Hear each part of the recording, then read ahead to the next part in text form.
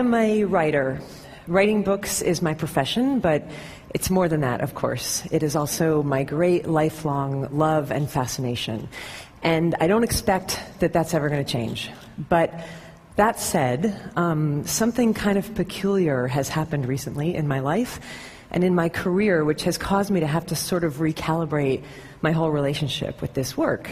And the peculiar thing is that I recently wrote this book, this memoir called Eat, Pray, Love, which, decidedly unlike any of my previous books, went out in the world for some reason and became this big mega sensation, international bestseller thing, the result of which is that everywhere I go now, people treat me like I'm doomed. Seriously, doomed. Like, they come up to me now like all worried and they say, aren't you afraid you're never going to be able to top that? Aren't you afraid you're going to keep writing for your whole life and you're never again going to create a book that anybody in the world cares about at all, ever again? So that's reassuring, you know. But it would be worse, except for that I happen to remember that over 20 years ago, when I first started telling people when I was a teenager that I wanted to be a writer, I was met with this same kind of sort of fear-based reaction, and people would say, aren't you afraid you're never going to have any success? Aren't you afraid the humiliation of rejection will kill you? Aren't you afraid that you're going to work your whole life at this craft and nothing's ever going to come of it and you're going to die on a scrap heap of broken dreams with your mouth filled with bitter ash of failure? Like that, you know? And the answer, short answer to all those questions is yes. Yes, I'm afraid of all those things. And I always have been, and I'm afraid of many, many more things besides that, you know, people can't even guess at, like seaweed and other things that are scary.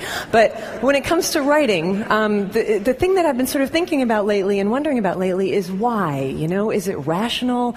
Is it logical that anybody should be expected to be afraid of the work that they feel they were put on this earth to do, you know? And what is it specifically about creative ventures that seems to make us really nervous about each other's mental health in a way that other careers kind of don't do, you know? Like my dad, for example, was a chemical engineer, and I don't recall once in his 40 years of chemical engineering anybody asking him if he was afraid to be a chemical engineer. You know, it just didn't come, like, got chemical engineering block, John? You know, how's it going? And it just didn't come up like that, you know? But to be fair, right, chemical engineers as a group, you know, haven't really earned a reputation over the centuries for being alcoholic manic depressives, and we writers, you know, we kind of do have that reputation. And not just writers, but creative people across all genres, it seems, have this reputation for being enormously mentally unstable. And, you know, all you have to do is look at the very grim death count in the 20th century alone of really magnificent creative minds who died young and often at their own hands, you know. And even the ones who didn't literally commit suicide seemed to be really undone by their gifts, you know. Norman Mailer, just before he died, last interview, he said, "Every one of my books has killed me a little more." An extraordinary statement to make about your life's work, you know, but we don't even blink when we hear somebody say this because we've heard that kind of stuff for so long, and somehow we've completely internalized and accepted collectively this notion that creativity and suffering are somehow inherently linked, and that artistry in the end will always ultimately lead to anguish. And the question that I want to ask everybody here today is, are you guys all cool with that idea? Like, are you comfortable with that? Because you look at it even from an inch away, and, you know, I'm not at all comfortable with that assumption. I think it's odious, and I also think it's dangerous, and I don't want to see it perpetuated into the next century. I think better if we encourage, you know, our great creative minds to live, you know, and I definitely know that in my case, in my situation, it would be very dangerous for me to start sort of leaking down that dark path of assumption, you know, particularly given the circumstance that I'm in right now in my career, which is, you know, like, check it out. I'm pretty young. I'm only about 40 years old. I still have maybe another 4 decades of work left in me. And it's exceedingly likely that anything I write from this point forward is going to be judged by the world as the work that came after the freakish success of my last book, right? I should just put it bluntly, because we're all sort of friends here now, it's exceedingly likely that my greatest success is behind me. So Jesus, what a thought, like that's the kind of thought that could lead a person to start drinking gin at 9 o'clock in the morning. And, I don't want to go there. I would prefer to keep doing this work that I love. And so the question becomes how, and so it seems to me upon a lot of reflection that the way that I have to work now in order to continue writing is that I have to create some sort of protective psychological construct, right? I have to sort of find some way to have a safe distance, between me as I am writing and my very natural anxiety about what the reaction to that writing is going to be from now on. And as I've been looking over the last year for like models for how to do that, I've been sort of looking across time, and I've been trying to find like other societies to see if they might have had better and saner ideas than we have about how to help creative people sort of manage the inherent emotional risks of creativity. And that search has led me to ancient Greece and ancient Rome. So stay with me because it does circle around back. But ancient Greece and ancient Rome, people did not happen to believe that creativity came from human beings back then, okay? People believed that creativity was this divine attendant spirit that came to human beings from some distant and unknowable source for distant and unknowable reasons. The Greeks famously called these divine attendant spirits of creativity daemons. Socrates famously believed that he had a daemon who spoke wisdom to him from afar. The Romans had the same idea, but they called that sort of disembodied creative spirit a genius, which is great, because the Romans did not actually think that a genius was a particularly clever individual. They believed that a genius was this sort of magical divine entity who was believed to literally live in the walls of an artist's studio, kind of like Dobby, the house elf, and who would come out and sort of invisibly assist the artist with their work and would shape the outcome of that work. So brilliant. There it is, right there, that distance that I'm talking about, that psychological construct to protect you from the results of your work, And everyone knew that this is how it functioned, right? So the ancient artist was protected from certain things like, for example, too much narcissism, right? If your work was brilliant, couldn't take all the credit for it. Everybody knew you had this like disembodied genius who had helped you. If your work bombed, not entirely your fault, Everyone knew your genius was kind of lame. And this is how people thought about creativity in the West for a really long time. And then the Renaissance came and everything changed, and we had this big idea, and the big idea was, let's put the individual human being at the center of the universe, right? Above all gods and mysteries, and there's no more room for like mystical creatures who take dictation from the divine. And it's the beginning of rational humanism, and people started to believe that creativity came completely from the self of the individual. And for the first time in history, you start to hear people referring to this or that artist as being a genius rather than having a genius. And I got to tell you, I think that was a huge error. I think that allowing somebody, like one mere person, to believe that he or she is like the vessel, like the font and the essence and the source of all divine, creative, unknowable, eternal mystery is just like a smidge too much responsibility to put on one fragile human psyche. It's like asking somebody to swallow the sun. It just completely warps and distorts egos, and it creates all these unmanageable expectations about performance. And I think the pressure of that has been killing off our artists for the last 500 years. And if this is true, and I think it is true, the question becomes, what now? Can we do this differently? Maybe go back to some more ancient understanding about the relationship between humans and the creative mystery. Maybe not, maybe we can't just erase 500 years of rational humanistic thought in one 18-minute speech. And there's probably people in this audience who would raise really legitimate scientific suspicions about the notion of basically fairies who follow people around rubbing fairy juice on their projects and stuff. I'm not probably going to bring you all along with me on this. But the question that I kind of want to pose is, why not? Why not think about it this way? Because it makes as much sense as anything else I have ever heard in terms of explaining the utter maddening capriciousness of the creative process, a process which as anybody who has ever tried to make something, which is to say, as basically everyone here knows, does not always behave rationally, and in fact can sometimes feel downright paranormal.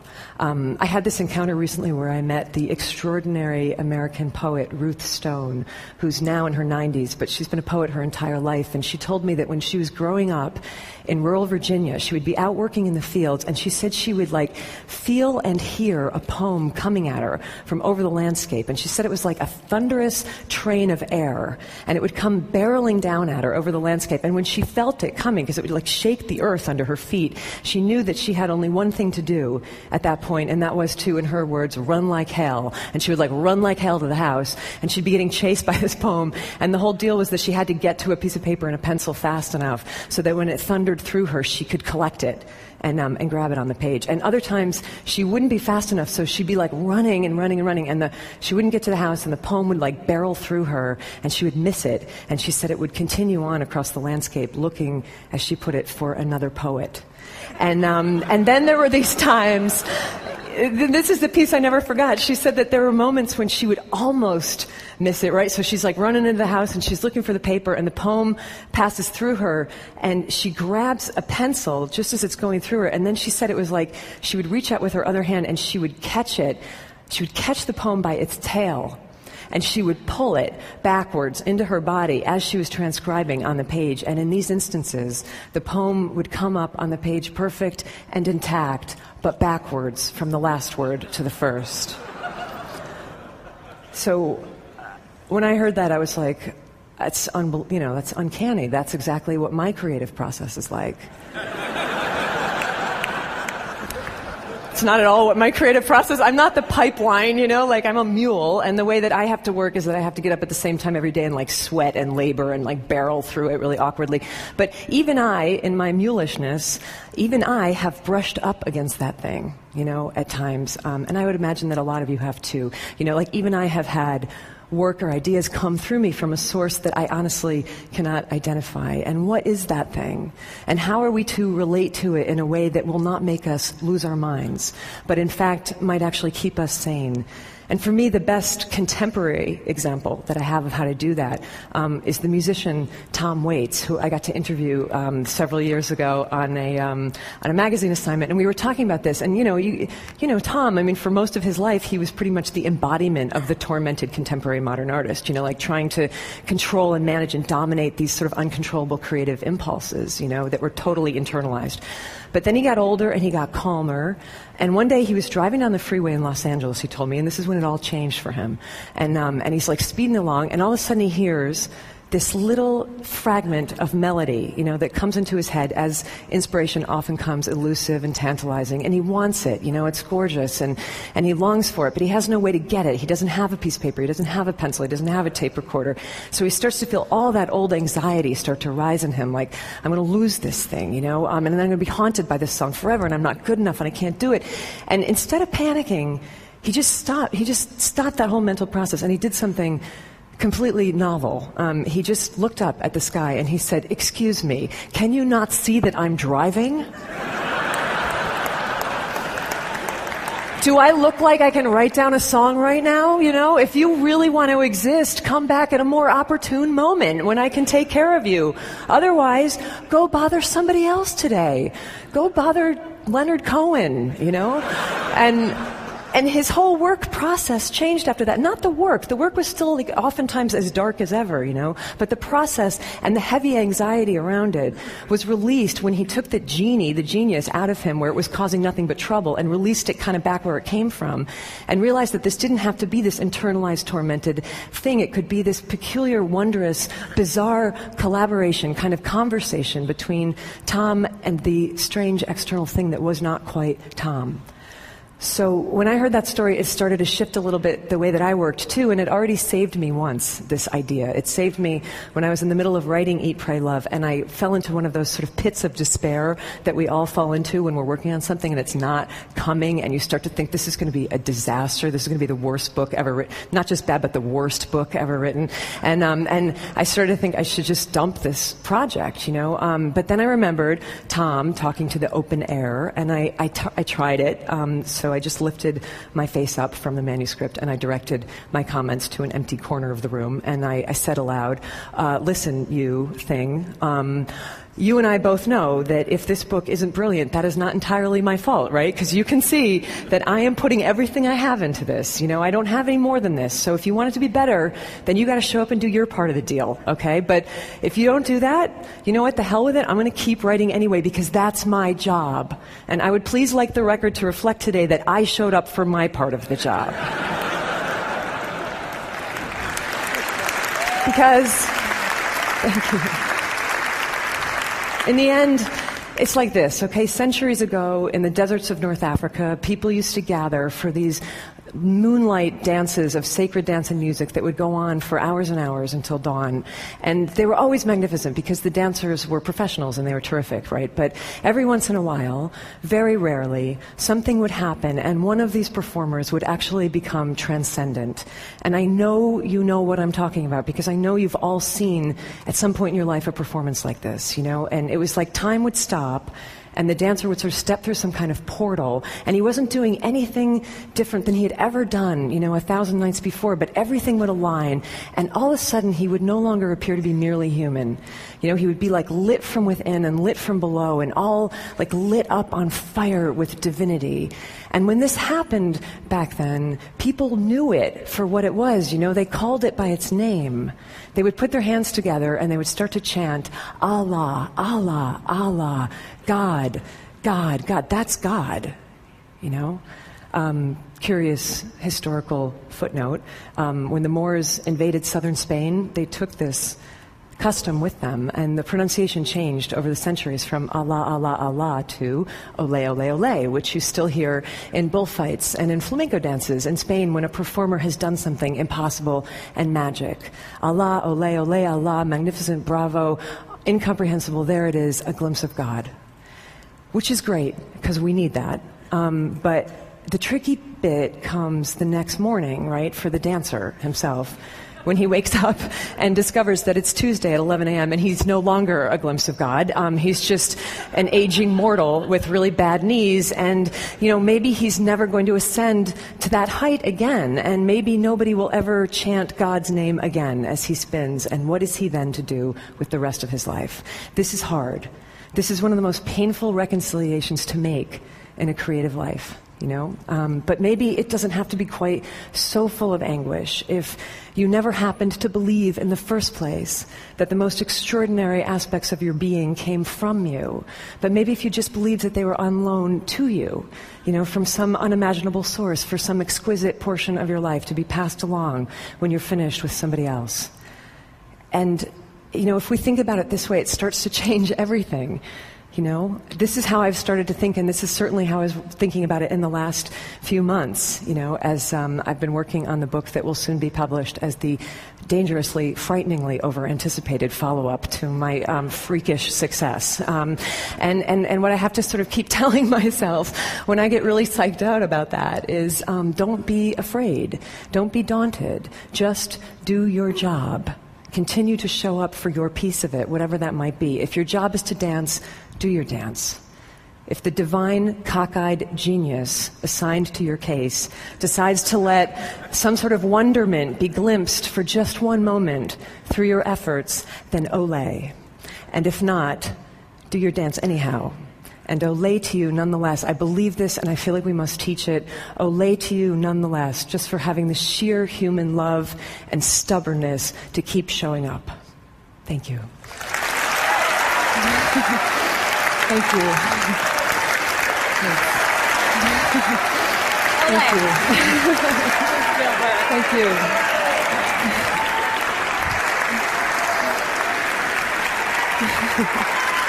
Thank you.